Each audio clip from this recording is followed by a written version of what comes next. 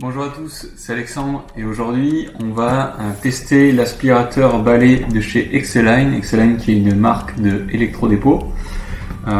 Donc le nom de cet aspirateur c'est le Cyclonic X10. Ok, donc là voici l'ensemble de ce que contenait l'emballage. Donc on trouve évidemment le corps de l'aspirateur avec sa batterie.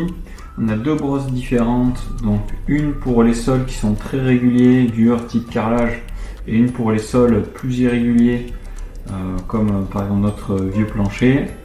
On a une petite brosse quand on utilise l'aspirateur en mode raccourci, le support mural, le chargeur, le suceur, les manuels d'utilisation, vis et chevilles pour monter le support mural, et enfin le balai de l'aspirateur.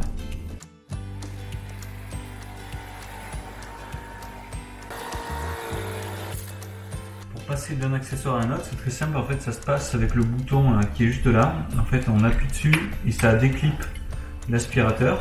Et pour en mettre un autre, on fait le même mouvement en sens inverse. Voilà, et c'est parti.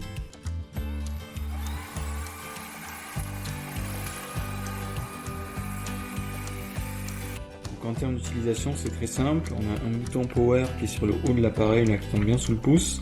Et après, on peut venir faire varier la puissance de l'aspirateur avec ce bouton rouge. Donc, la petite diode ici nous donne le niveau de puissance de l'aspirateur quand elle est éteinte au niveau 1. Au 2, elle passe en blanc et au 3, elle passe en bleu. Évidemment, le niveau 3, c'est le plus puissant. Pour vider l'aspirateur, c'est assez simple. Donc là, il y a un premier bouton gris qui permet de décrocher le bac. Hop, ça s'enlève assez facilement. Et après, on se met bien au-dessus de la poubelle et là, il y a un bouton transparent qui permet d'ouvrir, en fait. Voilà. Et c'est tout. Et après, on refait. Ça se reclipe et c'est parti.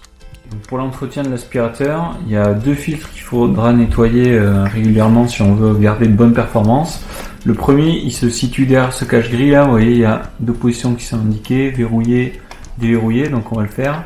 Donc là, je vais déverrouiller le filtre. Et vous voyez, hop, j'ai accès au premier filtre. Voilà, donc lui, il se nettoie sous l'eau. Voilà, évidemment, après, il faut le laisser sécher avant de remettre dans l'aspirateur. Et le dernier, le deuxième filtre, il se situe donc juste au-dessus du bac. Donc là, j'appuie sur le bouton gris pour sortir le bac.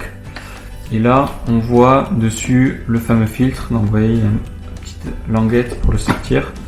Tac, et voilà. Du coup, après quelques utilisations, je suis vraiment convaincu par cet aspirateur.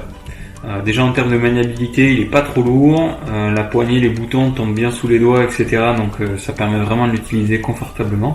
Donc c'est super, je pense qu'il va nous accompagner un petit moment.